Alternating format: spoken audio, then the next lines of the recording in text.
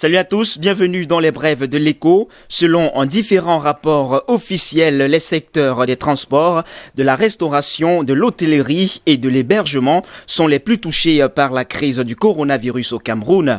Mais si certains secteurs subventionnés continuent tant bien que mal de tourner au ralenti, celui de l'hôtellerie et de l'hébergement est complètement à l'arrêt dans le pays.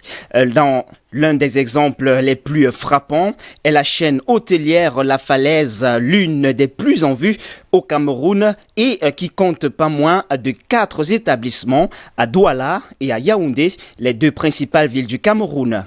En effet, après la fermeture des filières camerounaises le 17 mars 2020, corollaire de la suppression des arrivées de touristes dans le pays, ainsi que l'interdiction des cérémonies, conférences, séminaires, banquets, etc., qui pèsent d'un poids certain dans le portefeuille des hôteliers, la chaîne contrôlée par le milliardaire Jean-Pascal Moncam a simplement baissé ses grilles.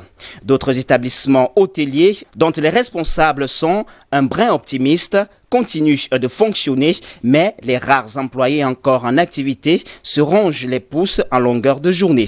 En effet, dès les mesures de restriction décidées le 17 mars pour freiner la propagation du coronavirus au Cameroun, les réservations des hôtels ont fondu. À l'hôtel Montfébé, par exemple, un 4 étoiles public privé dans la capitale camerounaise, le directeur général Nicolas Tchombang parle de l'annulation de 1050 nuitées au mois de mars 2020. Dans le même temps, soutient-il, 600 couverts commandés n'ont pas pu être servis au cours de la même période à cause de l'annulation des banquets.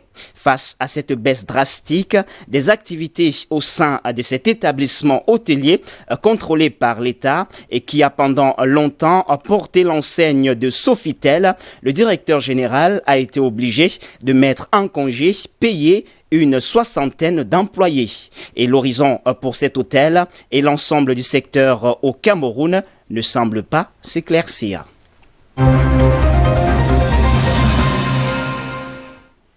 Selon la Banque centrale des 6 États de la CEMAC, le déficit budgétaire au Cameroun a culminé à 2,6% du produit intérieur brut au terme de l'exercice budgétaire 2019.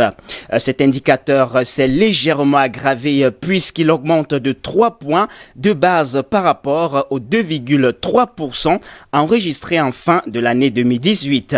Mieux, souligne l'Institut d'émission de la zone CEMAC, en 2019, seul le Cameroun et le Tchad, soit moins 1,2% du produit intérieur brut contre 1,5% en 2018, ont enregistré les déficits budgétaires pendant que les 4 autres pays clôturaient l'exercice avec des excédents.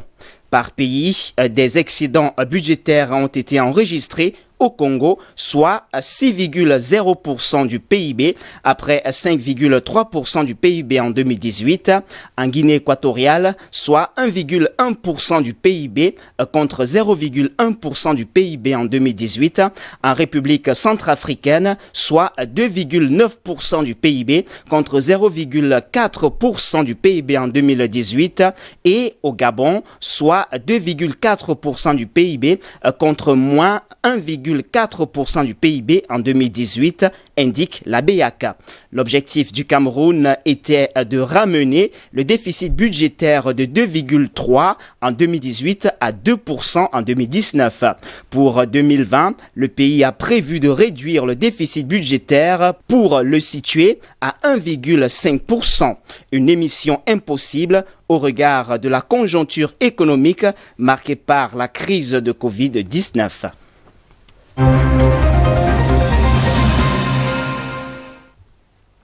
Airbus accuse une perte de 480 millions au premier trimestre.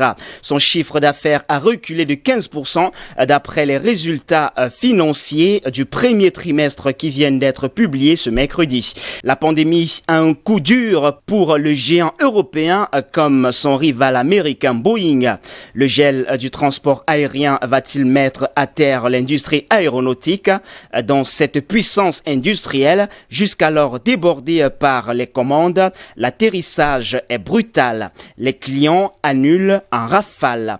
En mars, 9 commandes ont été rayées du carnet pour l'A320 européen, mais ce n'est pas lié au Covid-19, affirme le patron d'Airbus, Guillaume Faury, et 160 pour le 737 MAX américain, l'appareil qui plombe les comptes de Boeing depuis plus d'un an. Avec la paralysie du trafic, les compagnies aériennes cherchent par tous les moyens de faire des économies pour préserver un peu de cash, de quoi tenir jusqu'à ce que le ciel s'ouvre à nouveau.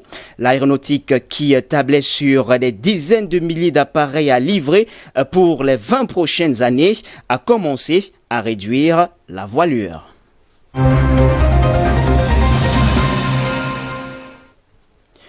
La première puissance mondiale est le pays le plus touché par la pandémie et elle devrait connaître cette année une récession historique. En quelques semaines, le coronavirus a balayé 10 années d'expansion économique. Après une croissance de 2,1% au dernier trimestre de l'année dernière, le produit intérieur brut américain a reculé de 4,8%. Un rythme annuel au premier trimestre 2020, a annoncé ce mercredi le département du commerce. Il s'agit de la contraction la plus brutale depuis la crise financière de 2008 et un PIB en chute de 8,4%. Ce recul est la conséquence des mesures de confinement imposées pour contenir la pandémie du coronavirus. Avec la fermeture des commerces et la mise à l'arrêt de nombreux secteurs économiques, la consommation des ménages recule de 7,6% et les exportations chutent de 8,7% ces 3 derniers mois. En 5 semaines, 25 millions d'Américains ont perdu leur emploi et en absence de protection sociale, 37 millions de personnes se retournent vers les banques alimentaires pour se nourrir. Selon Kevin Hassett, le conseiller économique de Donald Trump, ces chiffres devraient être les prémices d'une chute encore plus forte à l'activité économique pour les mois à venir.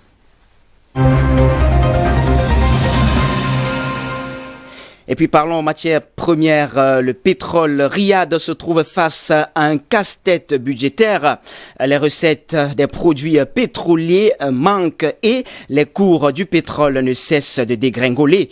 Cette baisse pourrait même saper l'ambitieux plan de réforme de l'héritier du trône Mohammed Ben Salman.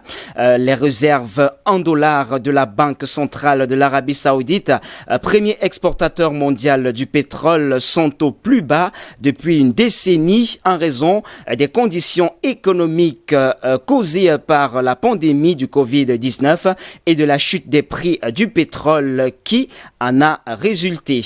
Les recettes des produits pétroliers n'entrent pas dans les caisses du royaume, provoquant un déficit public de 9 milliards de dollars au premier trimestre de cette année. Après le refus russe de proposition de l'OPEP de la réduction conjointe de la production pétrolière, les Saoudiens se sont dit, puisque la Russie veut jouer personnel, on fera pareil.